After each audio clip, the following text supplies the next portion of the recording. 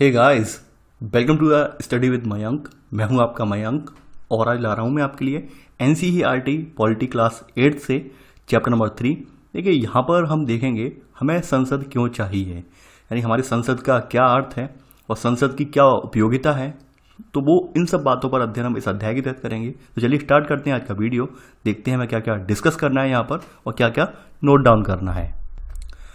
आप सभी को पता है कि हमारे यहाँ लोकतांत्रिक प्रणाली है और संसद हमारी लोकतांत्रिक प्रणाली का एक हिस्सा है।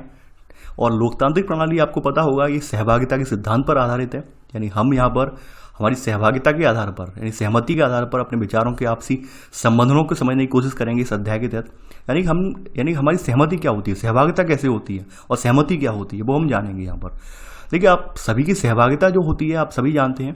वो आप अपनी सहभागिता आप लोग जो करते हैं वो आप यहाँ पर लोकतंत्र में वोटिंग के माध्यम से करते हैं। यानी आप वोट डालने की जो प्रक्रिया होती है आपकी, जिसके माध्यम से आप अपने कैंडिडेट को चुनते हैं, वो आपकी सहभागिता बोलती है। ठीक है। सहमति क्या होती है, यानी कि जो आपके चुने हुए कैंडिडेट होते हैं संसद में जाते हैं या फिर राज्य विधानसभाओं में जहाँ भी जाते हैं, जो भी प्रणाली में जाते हैं, तो वहाँ पर वो अपनी किसी भी मुद्दे पर अपनी जो राय व्यक्त करते हैं, अपनी यानी किसी मुद्दे को किसी कानून बनाने के लिए अपनी अभिव्यक्ति व्यक्त करते हैं, उसे सहमति बोला जाता है। तो यहाँ पर दो तरह से आपने देख लिया, सहभागिता और सहमति। तो पहले तो इस वर्ड को आपने जान लिया। अब चलिए आगे बढ़ते हैं कि हमारे यहाँ वर्तमान में क्या हालात हैं, किस तरह से हमारे यहाँ ये प्रणाली जो है जन्मी, क्या उसकी उपयोगिता है, वो हम यहाँ पर जानेंगे। पहली बात है कि लोगों को फैसला क्यों लेना चाहिए, यानी यहाँ पे सबसे पहली हेडिंग यहाँ पे लिखी हुई है कि लोगों को फैसला क्यों लेना चाहिए। आप सभी को एक बात तो पता होगी कि हमारे यहाँ लगभग 200 सालों तक जो है ब्रिटिश हुकूमत रही है और ब्रिटिश हुकूमत के दौरान भारतीयों को किसी भी प्रकार का कोई भी निर्णय लेने का कोई अधिकार नहीं था। यानी पूरी तरह से मानसिक रूप से, शारीरिक रूप से जो है ये ब्रिटिशर्स के गुलाम थे। ठीक है। तो इन गुलामी में कहीं ना कहीं भारतीय जो लोकतंत्र है, लोकतंत्र की जो अवधारणा है वो कहीं ना कहीं कुचल दी गई। यानी भारत में लोकतंत्र की नींव रखने से पहले हमारे यहाँ एक लंबे समय तक एक ऑटोक्रेटिक यानी तानाशाही वाला शासन रहा है। ठीक है। तानाशाह कौन थे? अंग्रेज थे। अंग्रेज हुकूमत जो थी तानाशाह के रूप में हमारे यहाँ उसने शासन किया। तो उस तानाशाही के उपरांत हमारे यहाँ शोषण हुआ, अत्याचार हुआ। तो उसके उपरांत हमारे यहाँ जो ब्रिटिश हुकूमत से लड़ने वाले हमारे यहाँ पर लोग थे, यानी ब्रिटिश हुकूमत से हमारे यहाँ लड़ने वाले जो क्रांतिकारी थे, राष्ट्रवादी थे, तो राष्ट्रवादियों ने यह महसूस किया कि आगे चलकर हमें अब देश की स्थापना करनी है, तो हमें अपने यहाँ लोकतंत्र को महत्व रखना है। लोकतंत्र को महत्व रखने का कारण यह था कि चूंकि स्वतंत्रता के आंदोलन में सभी ने हिस्सा लिया था, तो राष्ट्रवादी भी यही चाहते थे कि सभी लोग आगे चलकर देश को निर्माण में, देश को आगे ले जाने में हिस्सा लें। इसलिए हमने यहाँ पर लोकतंत्र की नींव रखी। तो यहाँ पर वही बात कही गई है कि भारत 15 अगस्त 1947 को आज़ाद हुआ और एक लंबे संघर्ष के बाद, ठीक है, इसके लिए एक लंबा संघर्ष चलाया। इसमें समाज की बहुत सारे तबकों की भूमिका थी, यानी हर तबका था, गरीब से लेकर अमीर तक। ठीक है। और छोटे छोटे भूमिहीन किसानों से लेकर रजवाड़ों तक हर तबका यहाँ पे सम्मिलित था। और आप सभी जानते हैं कि औपनिवेशिक शासन के जो यानी ब्रिटिश सरकार के से लोग भयभीत थे, उनके फैसलों से असहमत थे।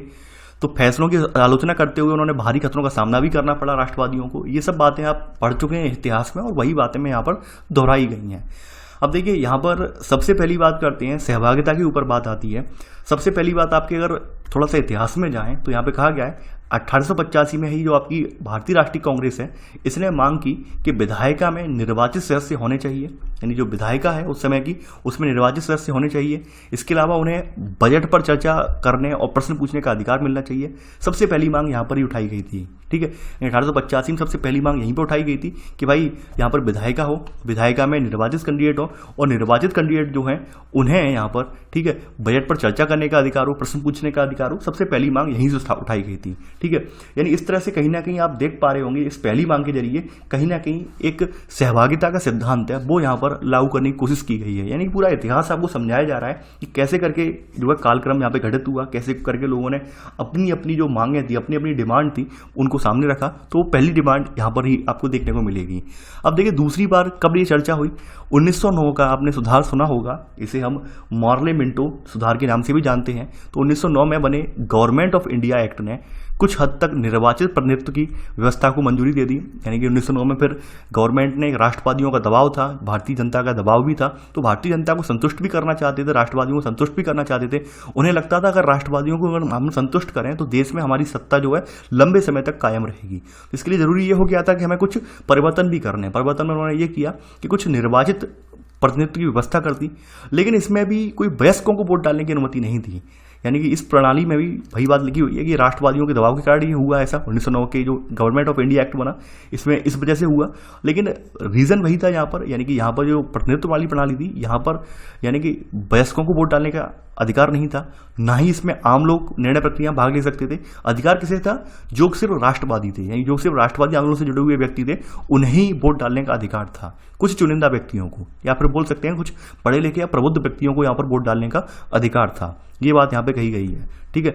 तो यहाँ पर इसमें सब पॉइंट लिख लेना सेकंड का, लेकिन इसमें भी सभी वयस्कों को ना तो वोट डालने का अधिकार दिया गया था और ना ही आम लोग जो है निर्णय प्रक्रिया में हिस्सा ले सकते थे, ठीक है।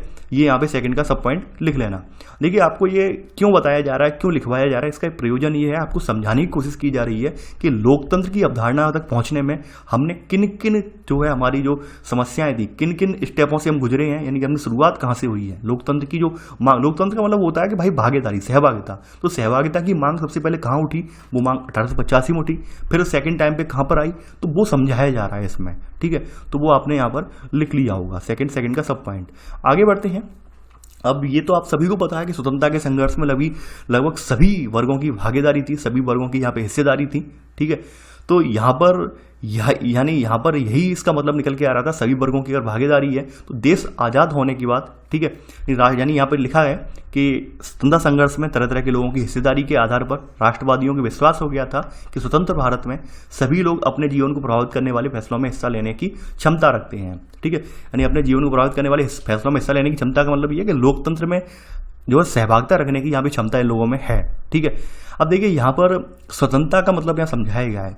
स्वतंत्रता का मिलने का मतलब ये नहीं है कि हम सिलने पर हम स्वतंत्र देश के नागरिक तो बन गए हैं, लेकिन इसका मतलब ये नहीं है कि सरकार जो चाहे वो कर सकती है। देखिए स्वतंत्रता का अर्थ आप सभी को पता होगा, जैसा कि आपने अगर थोड़ा सा अगर आपने विस्तार रूप में अगर पढ़ा है, अगर आपने जो आपकी किताब है डॉक्टर बिपिन चंद्रा जी की किताब है आज़ादी के बाद भारत, वो आपने पढ़ी है, तो आप वहाँ पर उसमें जान पाएंगे कि जिस दिन हमारा देश आज़ाद हुआ उसके बाद देश में क्या माहौल बना था। उसके बाद लोगों में एक ज़बरदस्त उत्साह था, ज़बरदस्त यहाँ पर एक मतलब एक उत्साह था। लोगों ने ये किया उत्साह में आकर जो ब्रिटिश संपत्तियाँ थी उन्हें नुकसान पहुँचाना स्टार्ट कर दिया कि भाई ये तो हमारी संपत्तियाँ हैं। कुछ लोग रेलवे की पटरियाँ तोड़ दी, कुछ लोग जो थे सरकारी दफ्तर से वहाँ से कुछ सामान उठा लाए। तो इस तरह की घटनाएं बहुत देश में व्यापक तरीके से फैली, लेकिन धीरे धीरे करके फिर भारत के जो राजनेताओं ने समझाया कि आपको ब्रिटिश हुकूमत से आज़ादी मिली है, इसका मतलब ये नहीं है कि आप मनमाने ढंग से जो करेंगे वो होता रहेगा।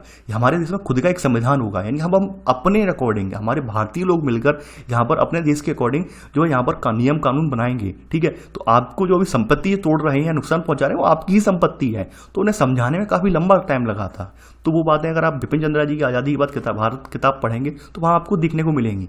तो इस तरह की घटनाएं भी घटित हुई थी हमारे देश में, ठीक है। यानी लोगों को ये पता ही नहीं था कि स्वतंत्रता का मतलब क्या है। लोगों को ये मालूम था कि भाई स्वतंत्रता का मतलब पहले अंग्रेज शासन करते थे, अब हम स्वतंत्र हो गए, मन में आए वो हम कर सकते हैं, लेकिन इसका मतलब ये नहीं था। इसका मतलब साफ साफ ये था कि अब सरकार को यहाँ पर लोगों की जरूरतों और मांगों के प्रति संवेदनशील रहना होगा। संवेदनशील का मतलब ये है कि अंग्रेज जिस हिसाब से दोहन कर रहे थे अपनी बेसिक नीति के अकॉर्डिंग, वो किसी की ना तो समस्याएं देख रहे थे ना उनका निदान कर रहे थे, केवल और केवल अपना मुनाफा देख रहे थे। तो भारत की सरकार ऐसा कुछ भी नहीं करेगी।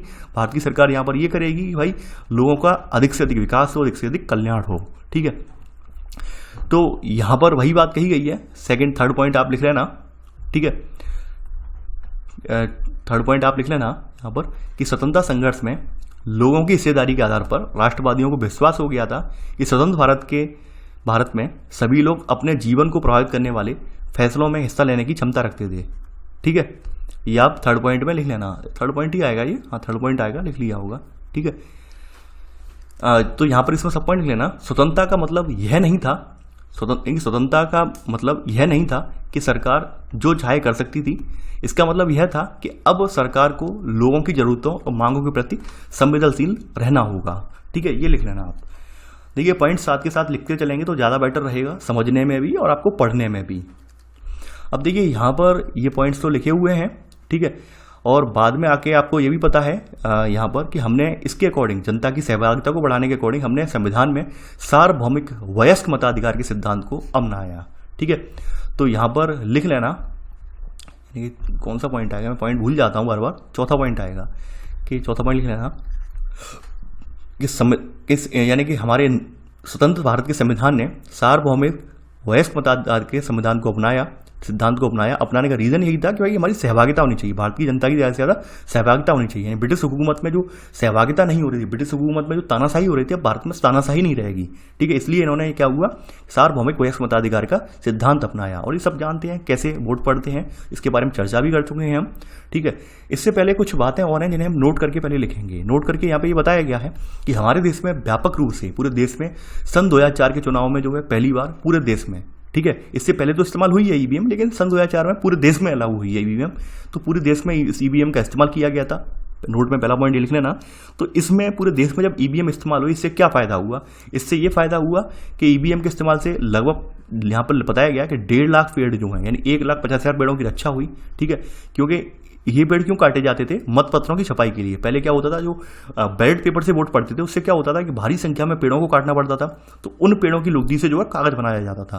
तो इससे ये हुआ कि हमारा पर्यावरण भी जो है पर्यावरण बचाने में भी हम आगे आए। ठीक है, तो इसलिए यहाँ पर इसमें लिख लेना, ये सब पॉइंट करके और ये इसका सब पॉइंट करके लिख लेना। ठीक है, आप इससे बता सकते हैं कि हमने पर्यावरण सुधार की दिशा में यहाँ से कदम उठाया। ठीक है, तो ऐसे करके ये नोट में, नोट का सब नोट यहाँ पर लिख लेना आप। ठीक है, आगे बढ़ते हैं। यहाँ पर अगली हेडिंग है यहाँ पर लोग और उनके प्रतिनिधि। देखिए, यहाँ पर आप सभी लोग जानते हैं, जैसे कि अगर लोकतंत्र में हम जाएं तो हमने 2 वर्ड यहाँ पे पढ़े थे, यानी सहभागिता और सहमति। ठीक है, सहभागिता तो यानी लोगों में की जो सहभागिता है लोकतंत्र में कैसे होगी? वोटिंग के द्वारा होगी। ठीक है, और सहमति का विचार जो है लोकतंत्र का प्रस्थान बिंदु होता है। यहाँ पे कहा गया है सहमति का मतलब है स्वीकृति और लोगों की हिस्सेदारी। ठीक है, लोगों का निर्णय जो है यही लोकतांत्रिक सरकार का गठन करता है। यानी साफ साफ यहाँ पर जिम्मेदारी बता दी गई है सहभागिता और सहमति के जरिए कि भाई लोग ही यहाँ पर इम्पोर्टेंट हैं, लोगों से ही यहाँ पर सरकार बनती है, सरकार का लोग गठन करते हैं। ठीक है, तो यहाँ पर वही बात कहा गया है कि सैद्धांतिक स्तर पर सरकार और अन्य सार्वजनिक संस्थानों में इन नागरिकों की आस्था होनी चाहिए, क्योंकि लोग यहाँ पर सबसे ज़्यादा इंपॉर्टेंट है, व्यक्ति यहाँ पर सबसे ज़्यादा इंपॉर्टेंट है। तो यहाँ पर व्यक्तियों का भी फर्ज ये बनता है कि उनकी लोकतंत्र में या सार्वजनिक संस्थान जो भी हैं गवर्नमेंट के, उनमें उनकी आस्था होनी चाहिए। ठीक है, तो यहाँ पर आप पहला पॉइंट आप लिख लेना कि सहमति का विचार यहाँ पर इसका प्रस्थान बिंदु है, और इसका मतलब होता है, यानी कि इसका मतलब है चाह या स्वीकृति और लोगों की हिस्सेदारी। ठीक है, तो यहाँ पर इसी में लिख लेना कि सैद्धांतिक स्तर पर सरकार और अन्य सार्वजनिक स्थानों में इन नागरिकों की आस्था होनी चाहिए। ठीक है, आगे बढ़ते हैं। देखिए, यहाँ पर वही कहा गया है कि व्यक्ति सरकार को मंजूरी कैसे देते हैं? तरीका है चुनाव का तरीका। चुनाव के द्वारा लोग अपनी सरकार को मंजूरी देते हैं, सहमति देते हैं। ठीक है, और सहभागिता करते हैं, लोकतंत्र का हिस्सा बनते हैं। तो यहाँ पर सेकंड पॉइंट लिख लेना कि लोग संसद के लिए अपने प्रतिनिधियों का चुनाव करते हैं। ठीक है, और इन्हीं निर्वाचित प्रतिनिधियों में से एक समूह जो है सरकार बनाता है। ठीक है, अब देखिए जनता के संसद होती क्या है वो बताया गया है। अर्थ कि जनता के द्वारा चुने गए सभी प्रतिनिधियों के इस समूह को क्या कहते हैं? संसद कहते हैं। कि जनता के द्वारा जो प्रतिनिधियों का समूह चुना जाता है लोकसभा इलेक्शन के लिए, उसे क्या कहते हैं? उसे संसद कहा जाता है। ठीक है, और ये संसद जो होती है वो सरकार को नियंत्रित करती है, यानी कि जो बहुमत वाला दल जो सरकार बनाता है और उसको ये नियंत्रित करती है, उसका ये मार्गदर्शन करती है संसदीय। तो ये आपने यहाँ पर सेकंड का सब पॉइंट नोट कर लिया, सेकंड के दोनों सब पॉइंट आपने लिख लिए हैं। ठीक है, तो आपने जान ली संसद क्या होती है, संसद किसे कहा जाता है और संसद किस तरह से सरकार को नियंत्रित करती है, ये भी यहाँ पर आपने नोट डाउन कर लिया और समझ भी लिया है। आगे बढ़ते हैं। देखिए यहाँ पर ये सब पूर्ववर्ती कक्षाओं में वैसे पढ़ चुके हैं आप, वही बताया गया है यहाँ पर। अब आगे बढ़ते हैं। यहाँ पर ये आप देख पा रहे होंगे संसद है हमारी। यहाँ पर इसके 2 सदन हैं, एक तो उच्च सदन है और एक निम्न सदन है। यानी उच्च सदन यहाँ पर जो होता है वो से हम राज्यसभा के नाम से जानते हैं और निम्न सदन को लोकसभा के नाम से जानते हैं। अभी अगर वर्तमान में राज्यसभा की बात करें तो अभी वर्तमान में राज्यसभा में कुल 245 सदस्य हैं। ठीक है, और इसके जो देश के उपराष्ट्रपति हैं वो राज्यसभा के सभापति होते हैं। ठीक है, इसके अलावा लोकसभा की बात करें तो लोकसभा में टोटल कैंडिडेट अभी हमारे यहाँ कितने हैं? 545 सदस्य अभी हैं, वर्तमान में हैं। ठीक है, यानी कि और इसकी अध्यक्षता करने वाले कौन है? वो लोकसभा के अध्यक्ष होते हैं। ये प्रेजेंट स्थिति दिखाई गई, प्रेजेंट पर कितने कैंडिडेट हैं इनमें। देखिए यहाँ पर आप कंफ्यूज मत होना, जो आपने वहाँ पर लक्ष्मीकांत में पढ़ा था और लक्ष्मीकांत में दोनों तरह से आपने लिखा था। अधिकतम संख्या भी देख ली थी। अधिकतम संख्या जो लोकसभा राज्यसभा की होती है वो 250 होती है, और वहीं लोकसभा की अधिकतम संख्या जो होती है 552 होती है। तो वर्तमान में अभी हमारे यहाँ क्या है? हमारे यहाँ अभी वर्तमान में इतने लोग हैं, क्योंकि रीजन ये है कि अभी हमारे यहाँ जो परिसीमन आयोग बोला जाता है, जिसके जरिए सीटों का फिर से आवंटन होता है, सीटों का का पुनः जो है स्तरीकरण किया जाता है कि भाई किस राज्य का कौन सी सीट के अधीन कौन सा क्षेत्र आएगा। ठीक है, तो परिसीमन आयोग में अभी पुराने वाले सेंसस चल रहे हैं। ठीक है, तो वो सब आगे की बात है, आगामी आप कक्षा जो अध्यायों में आप देखेंगे, अभी यहाँ पर डिटेल में नहीं बताऊंगा मैं।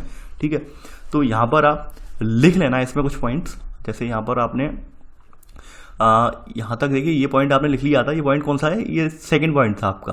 अब थर्ड पॉइंट इसी में लिख लेना आप, इसी में ही मैं लिखवा दे रहा हूँ कि भारतीय संसद जो है वो देश की सर्वोच्च कानूनी जो निर्माती संस्था है।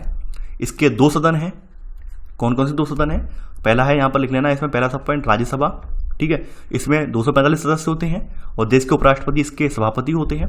सेकंड सब पॉइंट, दूसरा सदन कौन सा है? लोकसभा है। टोटल सदस्य कितने हैं वर्तमान में? 545 हैं। अध्यक्षता कौन कर रहा है? लोकसभा अध्यक्ष कर रहा है। ठीक है, तो ये चीजें आपने यहां पर देख ली। आगे बढ़ते हैं यहां पर। अब देखिए यहां पर बताया गया संसद की भूमिका क्या है, संसद किस तरह से, संसद के जो कैंडिडेट हैं वो अपना कर्तव्यों का, उत्तरदायित्व का निर्वहन करते हैं। तो यहाँ पर संसद को भारतीय जनता की आस्था का प्रतीक बोला जाता है। आस्था का प्रतीक इसलिए बोला जाता है कि आपने ऊपर पढ़ा था कि जो भारतीय जनता है ये इसकी सहमति और सहभागिता की वजह से ही यहाँ पर लोग संसद तक पहुँच पाते हैं, यानी इनके प्रतिनिधि सहमति और सहभागिता की वजह से ही यहाँ तक पहुँच पाते हैं। तो अब सी बात है भाई, लोगों ने अपना विश्वास जो है अपने कैंडिडेट के प्रति दिखाया है और कैंडिडेट मिलकर बाद में जो है अपनी एक सरकार का गठन कर रहे हैं।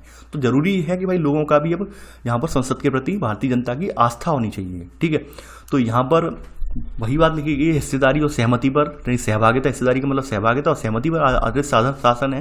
ठीक है, लोकतंत्र का। तो ये बात आप ऑलरेडी जानते हैं। अब देखिए लोकसभा की बात करते हैं। यहाँ पर लोकसभा के लिए जो चुनाव की प्रक्रिया है, ये चुनाव की प्रक्रिया जैसे आपने राज्य विधानसभा के लिए देखी थी, सेम वही प्रक्रिया है। यानी यहाँ पर हर 5 साल बाद यहाँ पर चुनाव कराए जाते हैं। ठीक है, हर 5 साल में लोकसभा के लिए चुनाव कराए जाते हैं।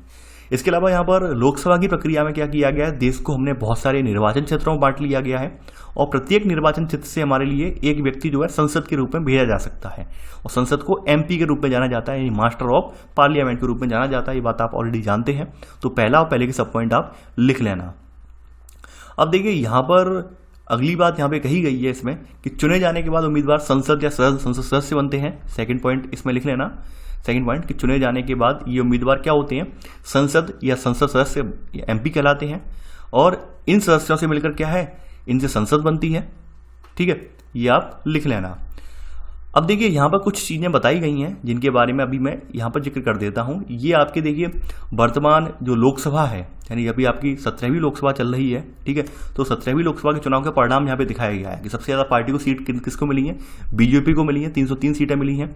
उसके बाद आईएनसी इंडियन नेशनल कांग्रेस को 52 सीटें मिली हैं। ऐसे करके यहाँ पे बताया गया किसको कितनी सीटें मिली, 545 सीटों का चर्चा की गई है। ठीक है, देखिए यहाँ पे 543 का आंकड़ा लिखा हुआ है। 2 सीटें आपको पता होनी चाहिए, 2 आंग्ल भारतीयों की होती हैं। ठीक है, एंग्लो इंडियंस की, जिन्हें राष्ट्रपति मनोनीत करता है। ठीक है, आंग्ल भारतीय समुदाय वह समुदाय होता है जिसका प्रतिनिधित्व न होने की वजह से राष्ट्रपति इन्हें मनोनीत करता है। ठीक है, आंग्ल भारतीय समुदाय के लोग उन लोगों को बोला जाता है, आपने सुना होगा, जिनके पूर्वज वगैरह है या फिर माता पिता जो है कोई यूरोपीय या फिर अमेरिकन हो। ठीक है, और वो यहाँ पर आकर बस गए हों, रहने लगे हों अंग्रेजों के टाइम से आकर, तो उनका प्रतिनिधित्व होना जरूरी है। शुरुआत के समय से ये प्रावधान रख दिया गया है। तो क्या होता है, चूंकि उनकी संख्या इतनी ज़्यादा होती नहीं है, अब संख्या इतनी ज़्यादा है नहीं तो ऑब्वियस ही बात है चुनकर नहीं आ सकते हैं वो लोग। तो यहाँ पर प्रावधान सीधा सीधा ये रख दिया गया कि संसद में ये जो कैंडिडेट हैं लोकसभा में, वो राष्ट्रपति सीधे सीधे उनका नियुक्त कर दे। ठीक है, यानी मनोनीत कर दे कैंडिडेटों को। तो ये बात आप पढ़ चुके हैं, और नहीं पढ़ी है जिन लोग ये पॉलिटिक्स का वीडियो पहला देख रहे हैं मेरा, तो आप समझ लीजिए यहाँ पर। ठीक है, तो यहाँ पर आप समझ गए होंगे कि मनोनीत का प्रावधान क्या है। आगे बढ़ते हैं यहाँ पर। अभी देखिए वर्तमान में कुछ स्थिति बताई गई है कि वर्तमान में राजनीतिक दल कौन कौन से हैं। अभी आपके सामने कुछ राजनीतिक दलों की बात कही गई है, जैसे यहाँ पे बताया गया है बीजेपी है, बीएसपी है, बहुजन समाजवादी पार्टी, भारतीय जनता पार्टी है, भारतीय कम्युनिस्ट पार्टी है। ठीक है, कम्युनिस्ट पार्टी ऑफ इंडिया तीसरी है, कम्युनिस्ट पार्टी ऑफ इंडिया मार्क्सवादी है, आई जिसे बोलते हैं मार्क्सवादी है ये। ठीक है, और इंडियन नेशनल कांग्रेस है, छठवां नेशनल कांग्रेस पार्टी है, सातवां राष्ट्रीय जनता दल है। ठीक है, सातवां क्या है, राष्ट्रीय जनता दल है। यानी ऐसे करके आपने ये यहाँ पर देख लिए होंगे यहाँ पर। ठीक है, अब यहाँ पर जो है ऑल इंडिया कांग्रेस वो नहीं दिखाया गया है, यानी यहाँ पे अभी वर्तमान में आपके 8 राजनीतिक दल हैं। ठीक है, यानी यहाँ पर अभी आपके जो है वर्तमान में जो है 8 राजनीतिक दल हैं। अब देखिए यहाँ पर राजद को शामिल कर दिया गया, राष्ट्रीय जनता दल, जबकि राष्ट्रीय जनता दल तो है भी नहीं, ठीक है वर्तमान में। तो वर्तमान में कौन कौन से दल हैं वो लिखवा दे रहा हूँ मैं, फिर से मैं बता दे रहा हूँ, जो आप लिख लेना। ये जो परिणाम है ये चुनाव के परिणाम 2009 के अकॉर्डिंग है, और अभी आप वर्तमान में 17वीं लोकसभा चल रही है, 17वीं लोकसभा के चुनाव हो चुके हैं, तो आप वर्तमान वाले आंकड़े लिखिए, ये पुराने वाले आंकड़े हैं, इन्हें लिखने से कोई फायदा नहीं है, ठीक है। तो अभी आपकी 17वीं लोकसभा चुनाव हुए हैं सन 2019 में, उनके अकॉर्डिंग क्या परिणाम है वो आप लिख लीजिए। तो अभी आपके 17वीं लोकसभा चुनाव संपन्न होने के बाद अभी देश में 8 दल हैं, ठीक है। 17वीं लोकसभा चुनाव संपन्न होने से पहले देश में 7 राजनीतिक दल हुआ करते थे, अब वर्तमान में कितने दल हैं, अब 8 राजनीतिक दल हो गए हैं 2019 के बाद, ठीक है। उनके नाम लिखवा दे रहा हूं। पहला तो नाम है आपका बीएसपी है, सेकंड बीजेपी है, थर्ड है कम्युनिस्ट पार्टी ऑफ इंडिया यानी भारतीय कम्युनिस्ट पार्टी, भारतीय कम्युनिस्ट मार्क्सिस्ट पार्टी लिख लेना आप, ठीक है। इसके अलावा भारतीय राष्ट्रीय कांग्रेस, ठीक है। अब इसके अलावा नेशनलिस्ट कांग्रेस पार्टी यानी राष्ट्रवादी कांग्रेस पार्टी, ठीक है। और ये वाला नहीं है, ये दल नहीं है, ठीक है। अगला दल जो है आपका वो है आपका एआईटीसी यानी all India Trinamool Congress, AITC जिसे बोलते हैं ममता दीदी वाला, ठीक है, ऑल इंडिया तृणमूल कांग्रेस।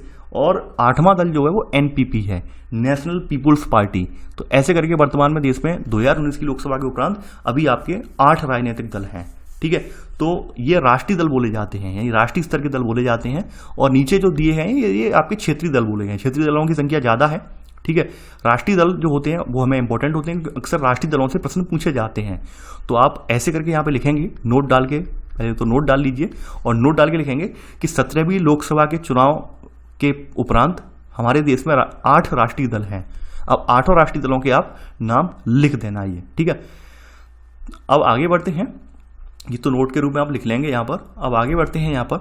अब देखिए संसद की भूमिका बताई गई है कि संसद के चुनाव होने के बाद संसद के क्या क्या काम होते हैं, ठीक है।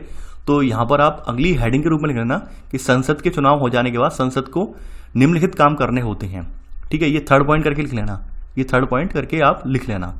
पहला काम यहाँ पर ये का काम राष्ट्रीय सरकार का चुनाव करना।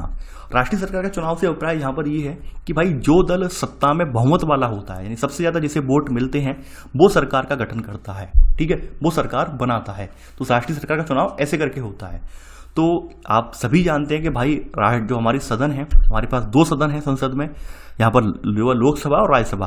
लोकसभा जो है व्यक्तियों का सदन कहा जाता है, क्योंकि यहाँ पर लोगों का जो चुनाव होता है, संसदों का चुनाव होता है, उसमें डायरेक्ट हस्तक्षेप जो होता है व्यक्तियों का होता है, यानी वहाँ पर डायरेक्ट सहभागिता जो होती है व्यक्तियों की होती है।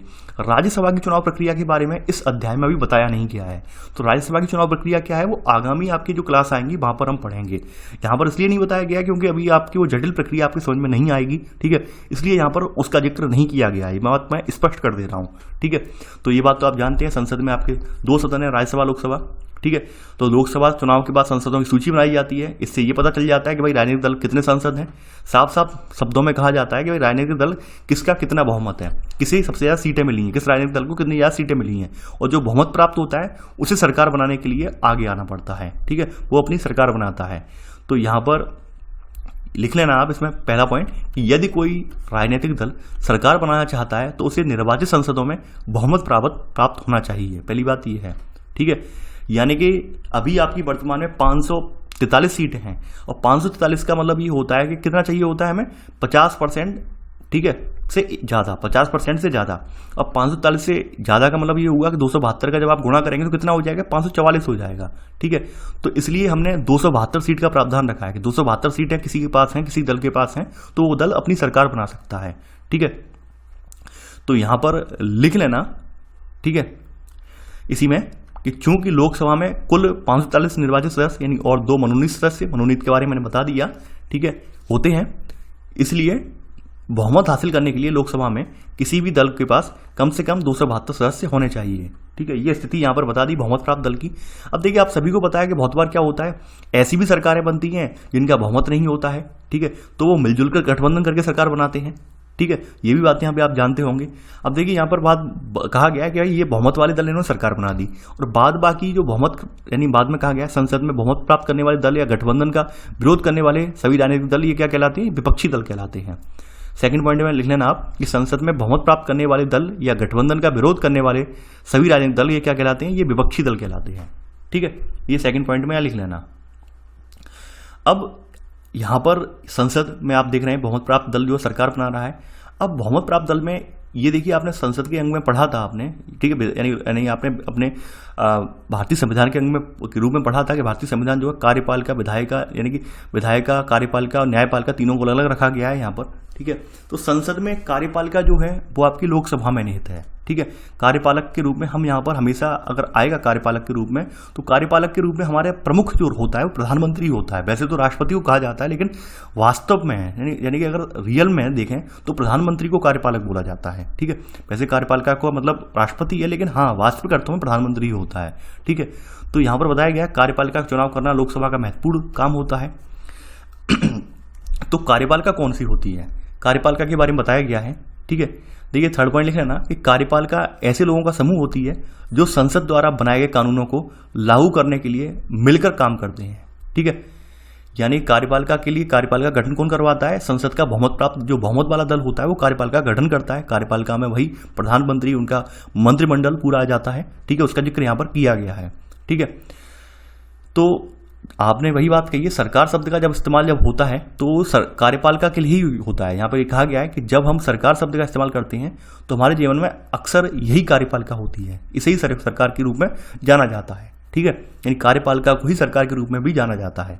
ये बात आप लिख लेना आप कि जब हम ये बात करते हैं तो हमारे जीवन में अक्सर यही कार्यपालिका होती है, ठीक है।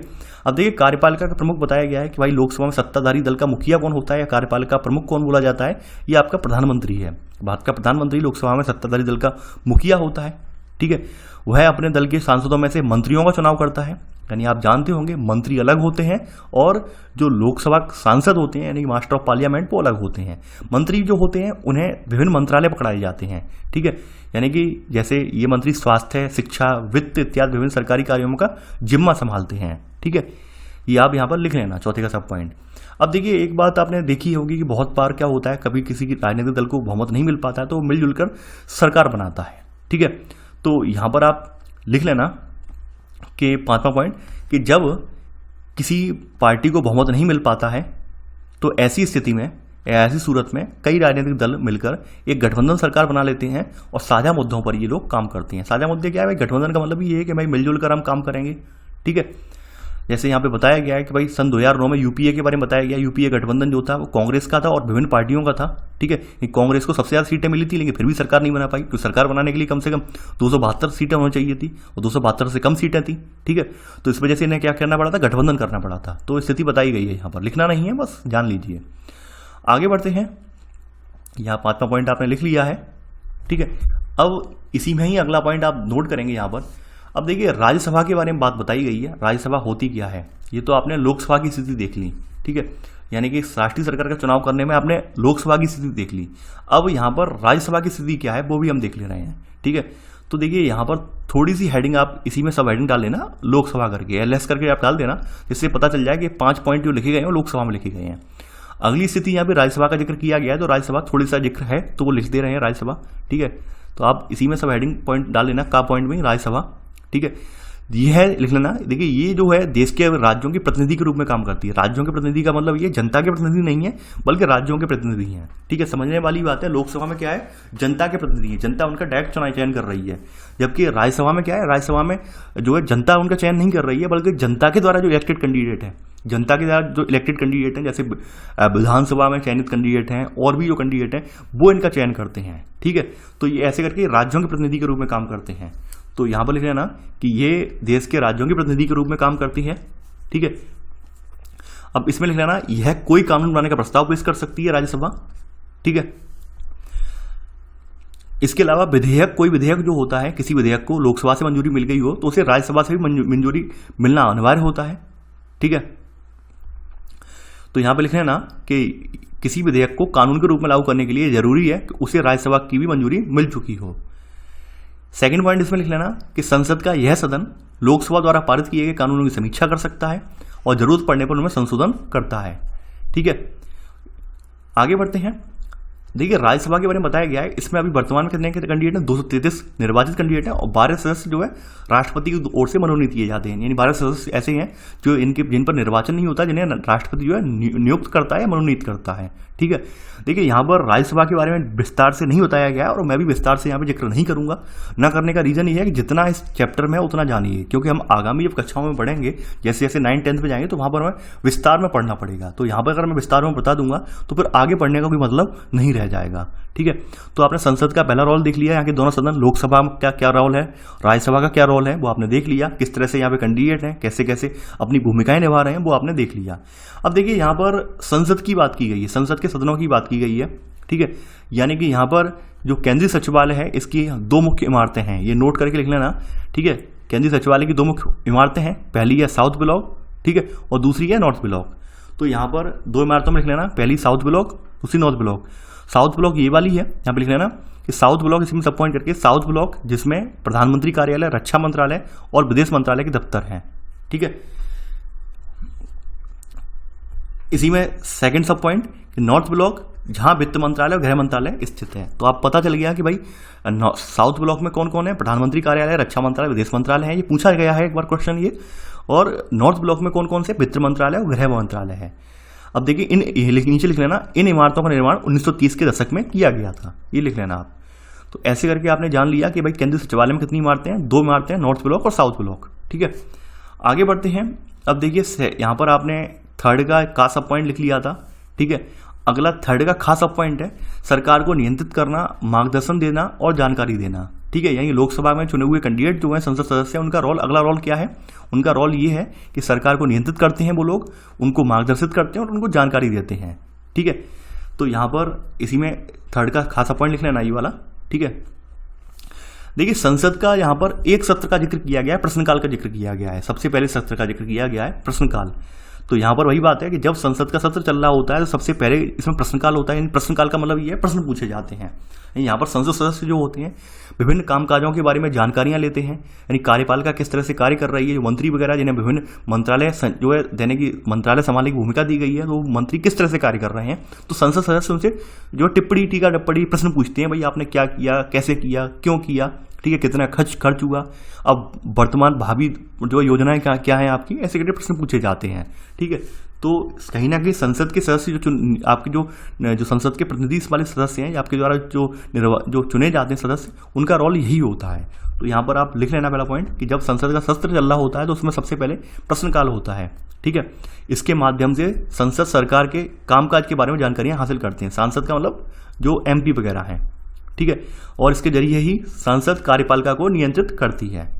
ठीक है, यानी कि यहाँ पर जो विपक्षी दल वाले हैं वो अपने दल, जो सामने पक्ष में जो दल है उसके बारे में पूछते हैं, भाई आपने किस तरह से काम किया है। जैसे यहाँ पर जो तारांकित, देखिए ये सब जो तारांकित ये बहुत सारी इसमें स्टेप्स हैं, वो स्टेप्स यहाँ पे स्किप कर दिए गए इस चैप्टर में, क्योंकि क्लास को देखते हुए, क्लास 8th है ये। ठीक है, अब यहाँ पर वही सब बातें हैं।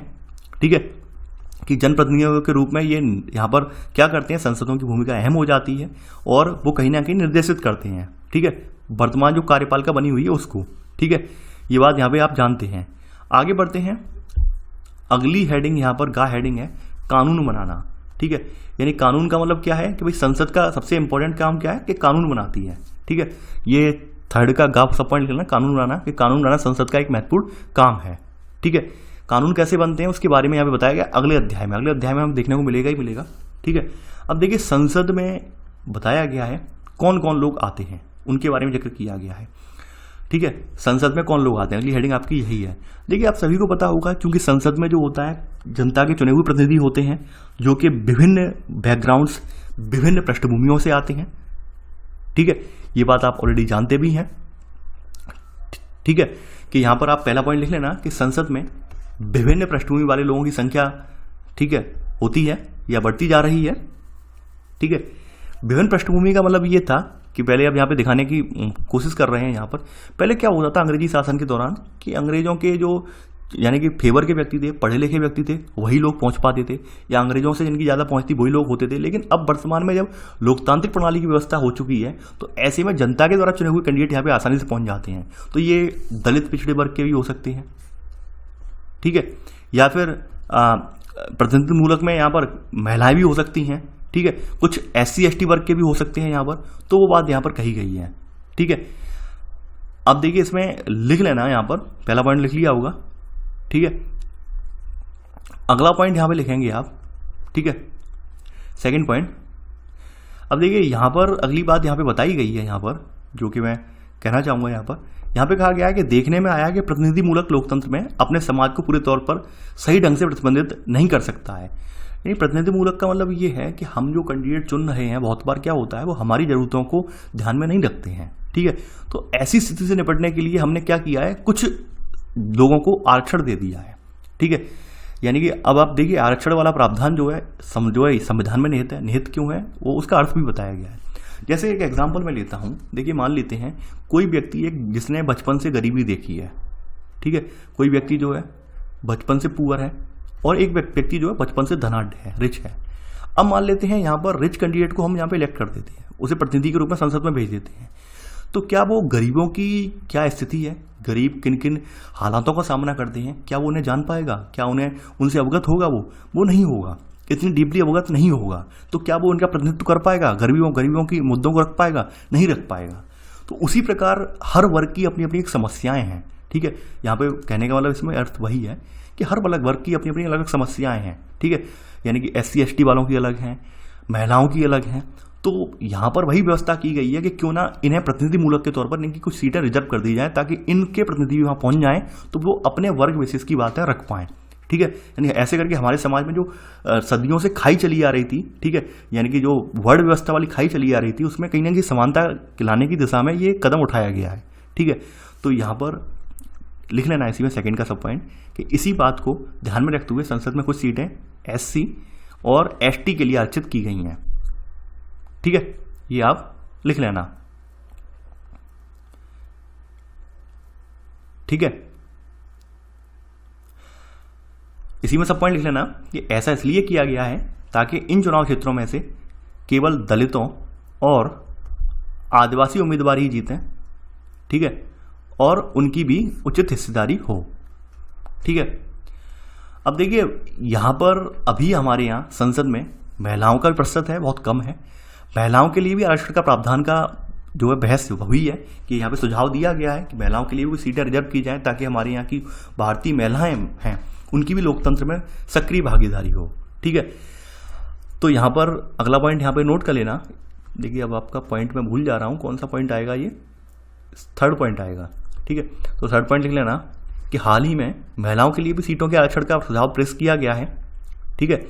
इसमें सब पॉइंट लिखना। देखिए 60 साल पहले संसद में केवल 4% महिलाएं थीं, ठीक है। आज भी इनकी संख्या जो है वो लगभग 11% ही पहुंच पाई है। जबकि अगर भारत की बात करें तो भारत की आबादी में 50% जो है महिलाएं हैं, 50% क्या है फीमेल हैं और 50% क्या है पुरुष हैं। लेकिन फिर भी संसद में इतनी कम मात्रा क्यों पहुंच पा रही है? रीजन है कि भाई हमारे यहाँ सदियों से जो पितृसत्तात्मक समाज हुआ है, तो उस पितृसत्तात्मक समाज ने महिलाओं को आगे नहीं बढ़ने दिया। तो यहाँ पे जरूरत ये समझी जा रही है भाई महिलाओं के लिए भी कुछ आरक्षण का प्रावधान किया जाए, जिससे कि महिलाओं की यहाँ पर सहभागिता ज़्यादा से ज़्यादा लोकतंत्र में हो पाए, ठीक है। तो यहाँ पर लिख लेना इसमें कि आधी आबादी हमारे यहाँ आबादी औरतों की है, तो यह साफ हो जाता है कि उन्हें संसद में बहुत कम जगह मिल पा रही है, ठीक है। ये थर्ड का सब पॉइंट आप लिख लेना। आगे बढ़ते हैं। अब देखिए यहाँ पर वही बात कही है, इसी तरह के मुद्दों की वजह से आज हमारा देश कुछ मुश्किल और अनसुलझे सवालों से जूझ रहा है। क्या भी हमारी लोकतांत्रिक व्यवस्था में वाकई प्रतिनिधि हैं या नहीं है? आप सभी लोग जानते हैं कि भाई संसद में तमाम लोग जाते हैं, हमारे चुने हुए तमाम वादे करते हैं, कुछ लोग वादे निभाते हैं, कुछ लोग वादे भूल जाते हैं। और खास करके जो चुने हुए कैंडिडेट होते हैं वो तो बस अपने अपने लाभ के लिए जाते हैं। ये बात आपसे छुपी नहीं है, सब लोग जानते हैं अच्छे से। यानी कि अगर सभी लोग प्रॉपर वे में अगर विकास पर ध्यान दें तो वाकई में हमारा देश बहुत आगे बढ़ जाएगा। लेकिन ऐसा होता नहीं है। जो इलेक्टेड कैंडिडेट होते हैं वो अपना पेट भरने में, अपना विकास करने में आगे होते हैं, ठीक है। वो अपना विकास करने की सोचते हैं। इसी वजह से आप देखते होंगे कि हमारे समाज में तमाम तरह की जो समस्याएं हैं उनका निपटारा नहीं हो पाता है। यानी इन सब के बावजूद भी, ये सब जो आरक्षण का प्रावधान देने के बावजूद भी, ये सब प्रावधान देने के बावजूद भी हमारे समाज में समस्याएं हैं समाज की, सॉल्व आउट नहीं हो पा रही हैं, ठीक है। क्योंकि रीजन है कि भाई ये सब चुने हुए कैंडिडेट क्या है, पहले अपना विकास करते हैं। तो अपना विकास जब करेंगे तो ऑब्वियस सी बात है जनता का विकास छूट जाता है। तो वो सब बातें आप लोगों से छुपी नहीं है, आप लोग जानते हैं।